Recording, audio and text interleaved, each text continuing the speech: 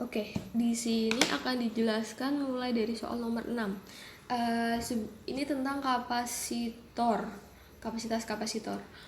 Sebenarnya runtutannya harusnya siswanya diajarkan materinya dulu baru ngebahas soal-soal ini, karena kalau enggak dijamin 100% siswanya bakal cukup bingung, karena kan kapasitor itu nanti cukup banyak tuh materinya. Jadi mungkin bisa disarankan ke siswanya untuk les lagi 1 kali untuk mengebut materi bab 2. Selanjutnya nanti bahas tentang tugasnya seperti itu. Mungkin dia bisa minta tambah hari seperti itu. Nah, tapi di luar itu kita mau ngebahas tentang soal nomor 6.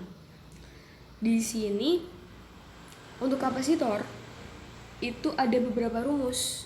Ada C sama dengan dielektrik, simbolnya E, kemudian dikali A per D. Kemudian kalau mencari muatan, Q sama dengan C kali V. Kalau mau mencari energi setengah CV kuadrat.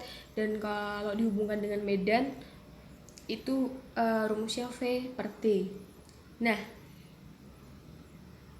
di soal nomor 6 itu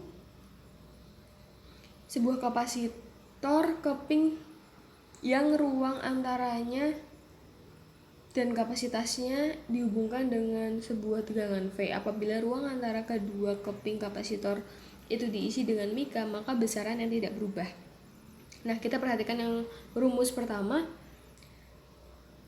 Kalau dielektriknya diubah, dielektrik itu berarti ruang antara keping seperti itu ini kan diisi mika kan, berarti diubah. Berarti E-nya diubah, berarti akan mempengaruhi si kapasitasnya atau kapasitornya kan. Berarti opsi A itu salah, karena kapasitasnya berubah ketika dielektrik berubah. Nah, kemudian untuk tinjauan rumus kedua, Q sama dengan C kali V. Nah, kalau tadi kapasitasnya berubah, otomatis Q-nya atau muatannya itu juga akan berubah. Berarti opsi B juga salah. Kemudian ketika kapasitasnya berubah, maka E di rumus ketiga itu juga akan berubah, karena dia kan sejajar kan, bukan berbanding terbalik. Jadi juga akan berubah, sehingga opsi D itu salah. E itu energi. Nah, apakah tidak ada yang berubah? Tinggal C sama E. Nah, kita punya rumus bahwa medan sama dengan V per D. Karena V sama D-nya itu tetap atau tidak ada perubahan seperti tadi dikatakan, tidak ada unsur C ataupun dielektrik ataupun lain-lainnya, berarti kan VD-nya itu tetap, sehingga kuat medannya juga tetap, tidak akan ada perubahan. Berarti jawaban yang tepat itu adalah C. Apabila ruang antara kedua keping kapasitor itu diisi mika, maka besaran yang tidak berubah adalah kuat medannya.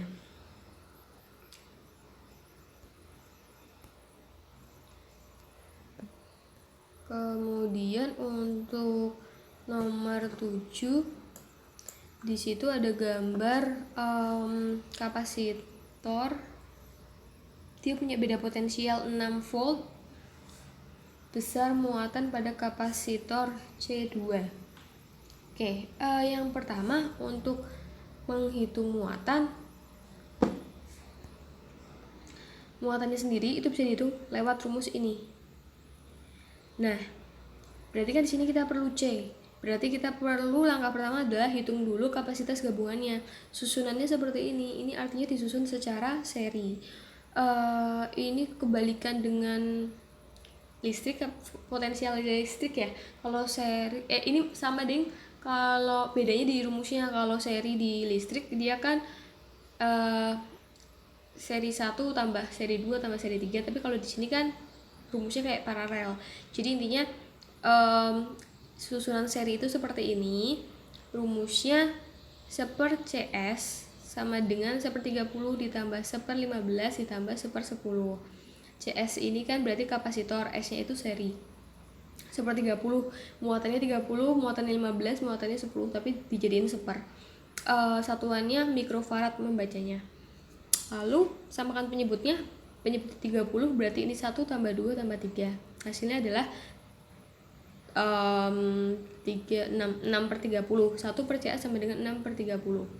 Ketika dicari CS nya berarti 30/6, hasilnya adalah 5 mikrofarad.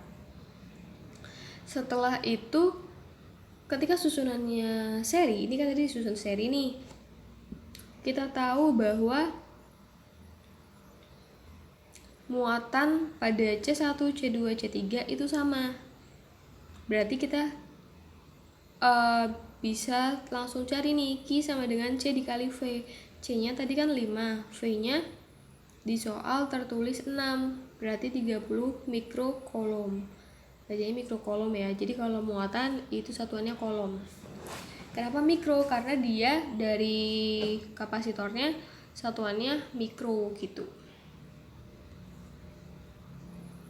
Jadi jawaban yang tepat adalah 30 mikrokolom. Jawabannya adalah E.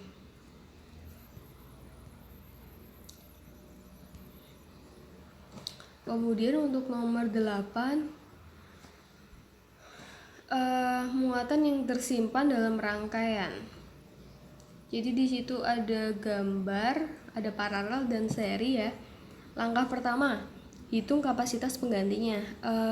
Paralelnya dulu aja, kita serikan. Berarti C paralel sama dengan C2, C3, C4. Ini kita misalkan ya, C2, C3, C4.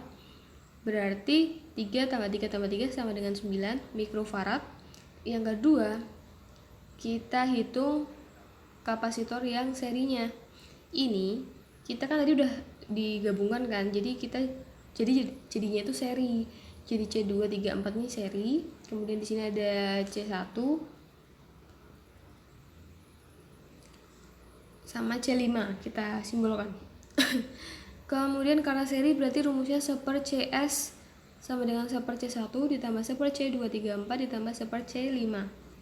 1/9 ditambah 1/9 tambah 1/9 sesuai dengan gambarnya sama dengan 3/9.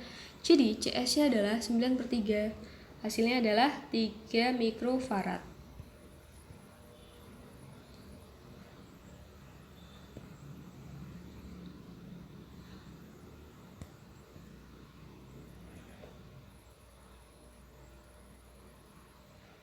Terus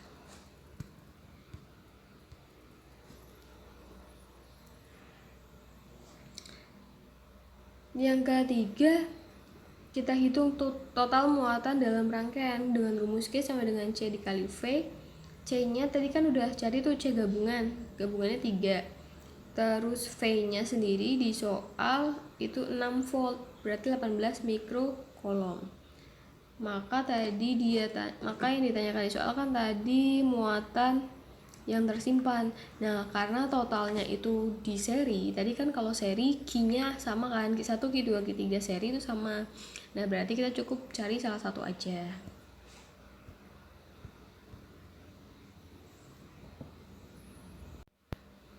Kemudian soal nomor 10, ada gambar lagi. Ada 3 buah kapasitor, masing-masing itu 2 kolom. Besar kapasitas antara titik A dan B. Oke, kita umpamakan ini C1, C2, C3. C paralel kita serikan dulu. Hasilnya adalah C paralel kita serikan dulu, hasilnya adalah 4C. Jadi susunannya akan berubah seperti ini. Kita serikan. Nanti didapatkan hasil 4/3C. Jawaban yang tepat adalah C.